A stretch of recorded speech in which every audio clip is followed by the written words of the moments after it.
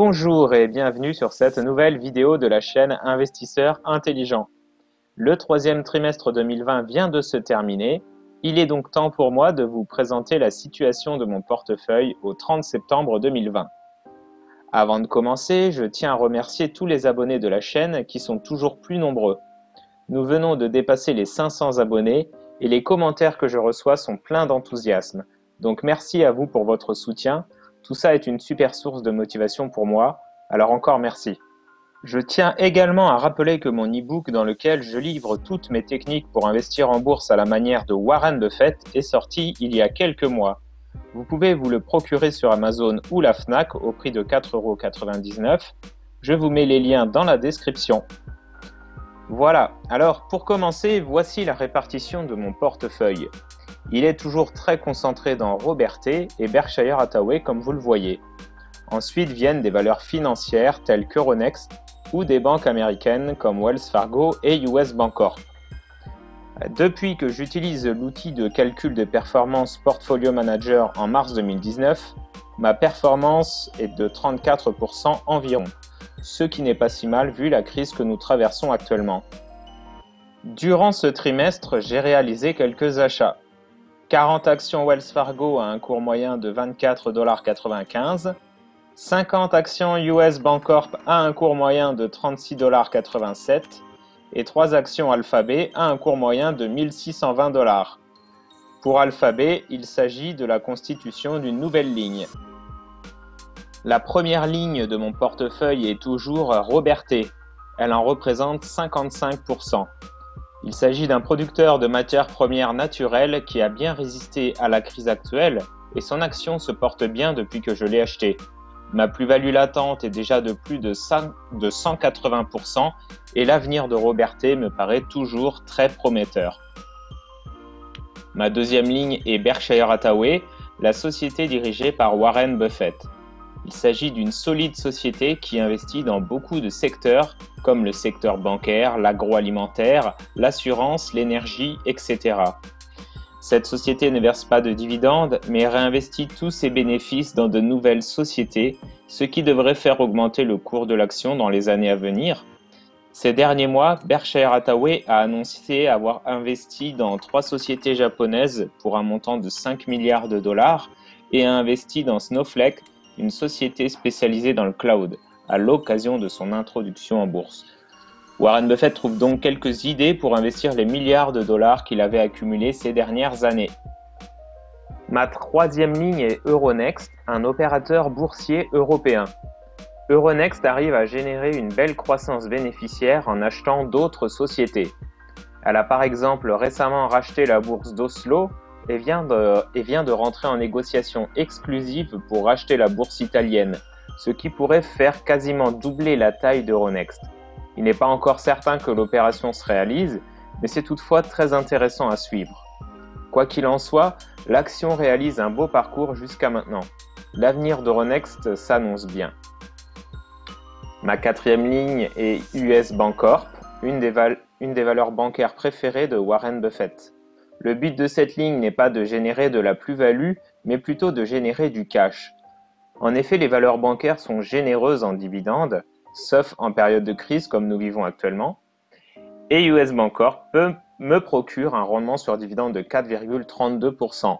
Ces dividendes me permettront de réinvestir dans d'autres actions au fil du temps. Ma cinquième ligne est Ruby. Cela fait plus de 4 ans que je possède ces titres et après un beau parcours en bourse, l'action n'en finit plus de baisser. Cela s'explique par le confinement que nous avons vécu, Ruby étant un spécialiste de la distribution de produits pétroliers. Lorsque plus personne n'utilise son véhicule, Ruby souffre car les stations-service ne sont plus fréquentées. Mais les choses reviennent tout doucement à la normale et Ruby cherche toujours des acquisitions, ce qui générera automatiquement de la croissance et donc créera de la valeur pour l'actionnaire. Je reste donc actionnaire de Ruby malgré cette mauvaise passe. Ma sixième ligne est Wells Fargo, une banque américaine qui souffre également de la crise que nous traversons.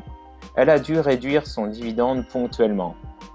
J'avais acheté ces actions pour son généreux rendement de plus de 6% et désormais il n'est plus que d'1,3%.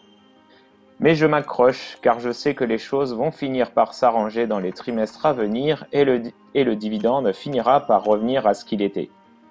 Ma 7e ligne est Alphabet, la maison mère de Google qui possède entre autres YouTube. Comme je vous le disais au début de la vidéo, il s'agit d'une nouvelle ligne. J'ai décidé de mettre un pied dans une valeur technologique car je crois qu'elles seront incontournables dans les décennies à venir et j'ai choisi Alphabet car cette société me semble très prometteuse en ce qui concerne l'intelligence artificielle, ce qui va révolutionner notre quotidien.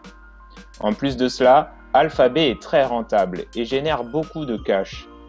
Même si cette société ne verse pas de dividendes, elle procède à des rachats d'actions, ce qui est une forme de redistribution aux actionnaires.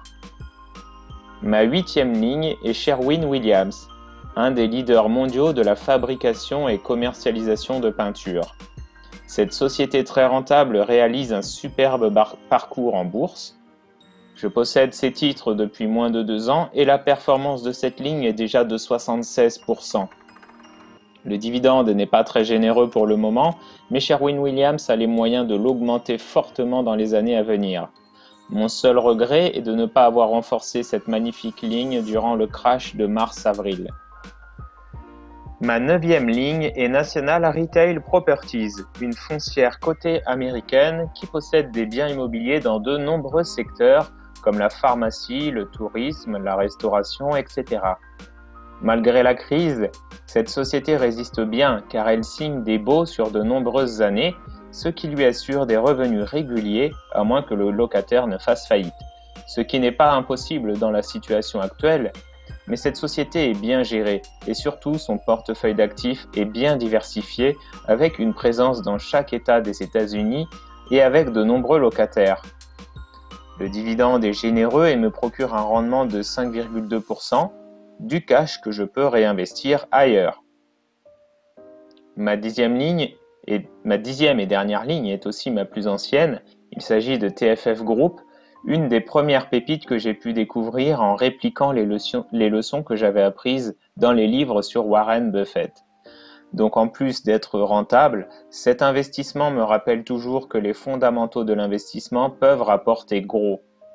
Toutefois, l'action a un parcours décevant ces dernières années, car la société a investi lourdement dans une nouvelle branche, le Bourbon. Ces investissements pourraient mettre quelques années à produire de la valeur pour l'actionnaire, alors je reste patient. Voici le récapitulatif de la composition et de la performance de mon portefeuille d'actions. Comme vous pouvez le voir, je suis en plus-value latente de 79%, ce qui représente un gain latent de plus de 53 000 €. Cette performance est surtout due à ma première ligne, Robertet, qui performe très bien. Je tiens à vous informer que j'ai commencé la constitution d'un deuxième portefeuille qui sera plutôt orienté dividende afin de me générer une rente qui me permettra à terme de diminuer mon temps de travail, voire d'arrêter de travailler à très long terme. Je vous donnerai plus d'infos un peu plus tard car il est en cours de constitution. Si la vidéo vous a plu, n'oubliez pas de la liker et abonnez-vous à la chaîne pour ne pas rater la sortie des prochaines vidéos. À bientôt sur la chaîne Investisseurs Intelligents.